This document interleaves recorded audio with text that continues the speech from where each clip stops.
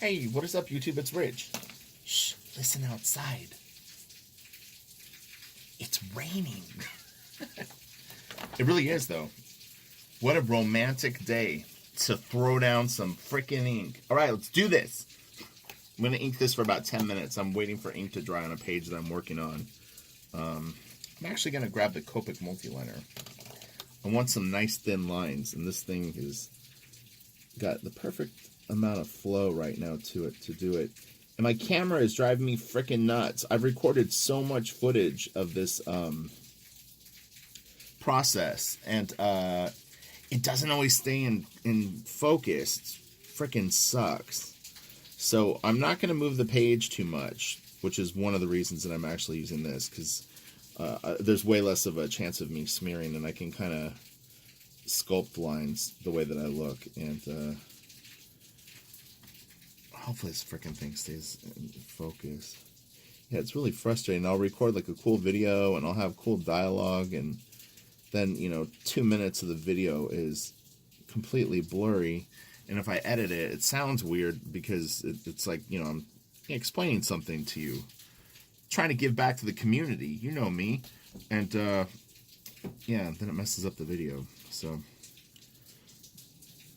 because there's no way I can't share 2 minutes of blurry footage. I'd get killed by thumbs down. No, actually, thumbs down don't hurt your channel, believe it or not.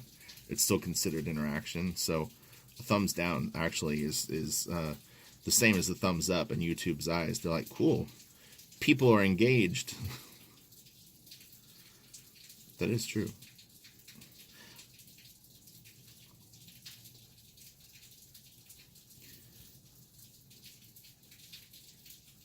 So yeah, this thing is coming along. It's getting there. And then what I'll do at the very end is I'll probably go in with my white ink, which is see, I'm rotating the page. This is when it starts to get blurry. Sorry, I have to do it though. I need the angle sometimes. It's a Holbein airbrush ink called Super Opaque White. It works for me. I used Pro White for years, and before that I used, I think, FW, or I had it at different points. Just try different stuff. For me right now, I enjoy the opaque white. For whatever reason, the bottle I have right now is actually very runny though. But it was kind of in a weird bottle, meaning, I don't know if it was something that I had that I put in there and I just forgot like a while ago, because I don't know. I don't need to discuss it, but anyway, but like I said, I'm suspicious of what the bottle actually was, because it wasn't a brand new bottle, or it didn't look to be. I just saw it on my shelf, and I was like, oh, cool, I've got a full bottle of white ink. But yeah, it's a little runnier than it comes, but it really flows like off a Hunt 102 good, and it does all the right things when it's brand new. It is a little expensive though. Holbein are expensive paints, but they are worth it because they're well made, So hopefully everyone's having a good day. I'm trying to finish 2 pages of Iron Maiden Legacy of the Beast. And once they're done, I'll fill in the blacks, and then I gotta scan them and get them over to the colorists. It's fun. It's a little different, like.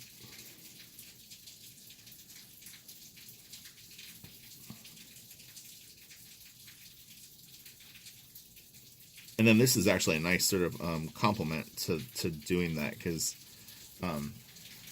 this has a lot of rendering, and the work that I'm working on right now kind of doesn't have a lot of rendering. So it's like I can get my sort of aggression out.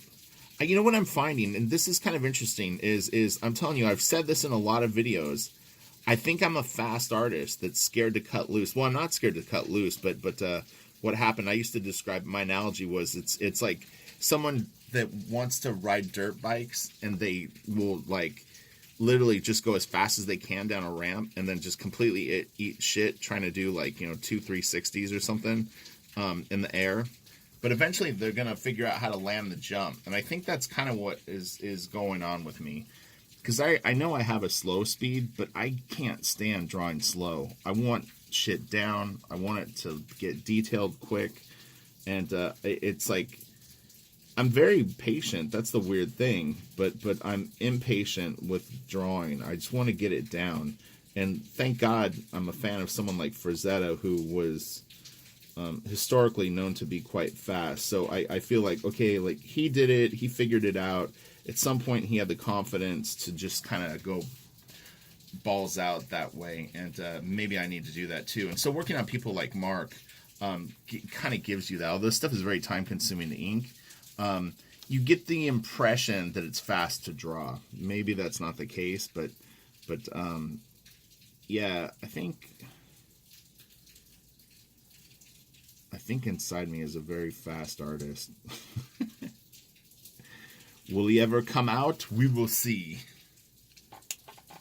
Anyone else feel like that though? Like, do you like? There was another weird thing that I've always felt is like I've never drawn like this, but I kind of feel like this is how I should be drawing, or like blocking and stuff is more like I used to really like, it just felt like I was like my body and mind wanted me to like sketch stuff like this way, and I'm completely untrained. So I mean, the way I draw is just kind of like what I learned, basically just kind of doing it on my own. But yeah, that's the other weird thing is like there's a part of me that wants to do that sort of drawing, and I've never understood why. I couldn't do tight pencils that way, but maybe like the lay-in. I've seen on YouTube, I think there's footage of John Buscema like laying a drawing out or something, and he kind of did that. Like he switches his pencil grip. He goes from, when he blocks stuff in, he sort of does more of a painterly looking stroke, and then when it's serious business and he's getting into like start tightening things up, he switches it.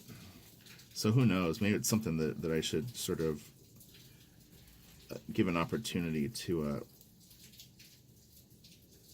Sorry, I'm just paying attention here. I don't want to give it a chance to sort of develop.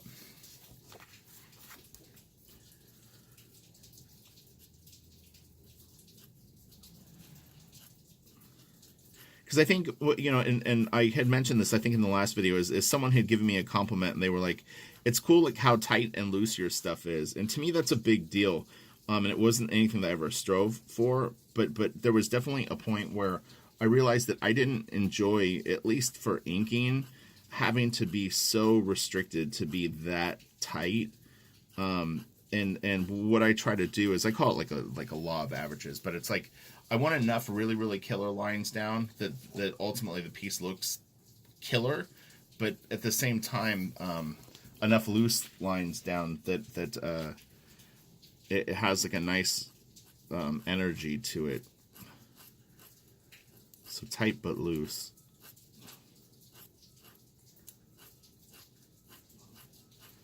And part of it, getting that look, is you just kind of have to let it go. It's more of a sketchy style, but you don't want to look lazy though. There's definitely there's a tipping point, and again, that's sort of the strength of the piece itself can handle a certain amount of loose lines and a certain amount of tight lines.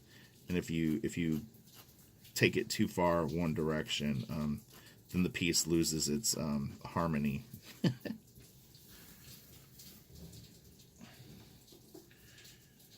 And again, what I'll do is once this piece is done and I have this full area sort of rendered out, then I'm going to stand back from the piece a few feet, and I'm going to really start to judge where I want things jet black. But right now what I'm doing is I'm leaving breathing room in all these blacks to have the opportunity to do that. So I'm not deciding right now if it's going to be all black or if it's going to keep lines or whatever it is. And I kind of talk about, like, a lot of times when I'm inking, I sort of blur my eyes. So I'm looking at the value in a sort of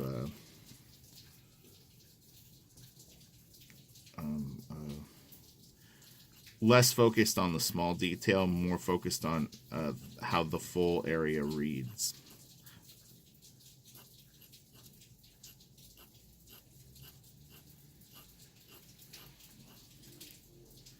It's funny, there was this piece of hair that wasn't really in the drawing that I saw, and I created another one. We'll see how it looks when it's done, but you see that there's white strips. Maybe there's a shine. I don't know what you're seeing, but yeah, sometimes I'll see something and I just leave it, even if it wasn't there on the pencils.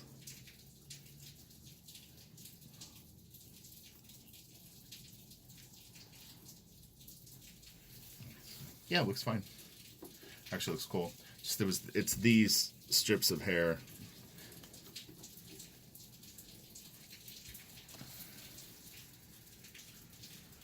And then what I'm thinking now is I'm going further down is Mark has got it scribbled. His lines are actually going up this way. I'm going to blend it as if there was hair here, and still have it come down. But there's more and more darkness. And then I'm starting to curve the line up because your sideburns, that part of your hair actually doesn't curve down as much.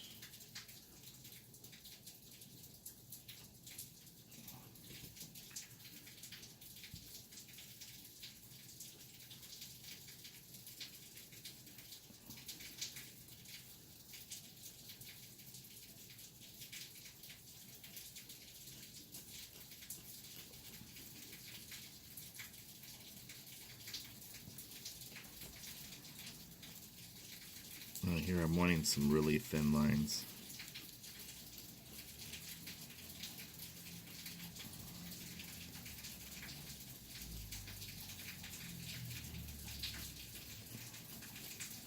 It's actually raining pretty good.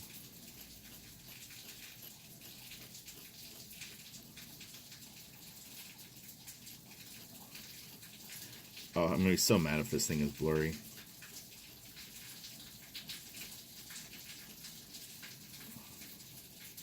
And again, at the end, that's when I'll go in and, decide what's going to be jet black. I can clean up any sort of rough edges with a little bit of white paint and get, the real sharp line that I want, and make sure all my edges look the way that I do. I'm not going to say that I approach it like a painting, but it's kind of the mindset is it's like, you're building it up that way a little bit.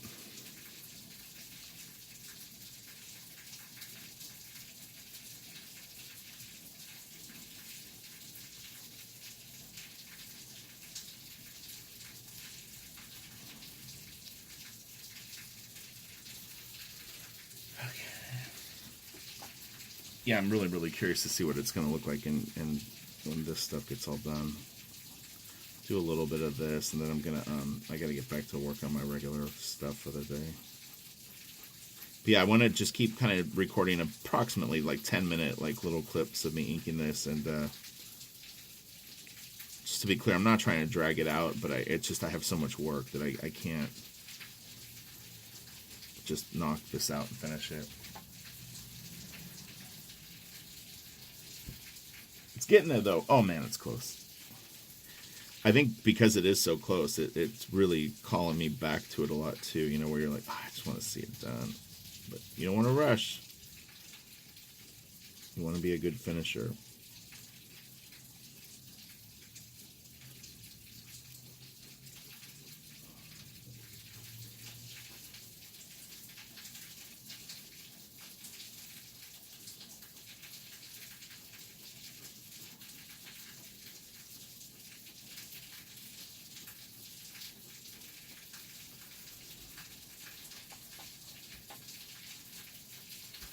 Bam.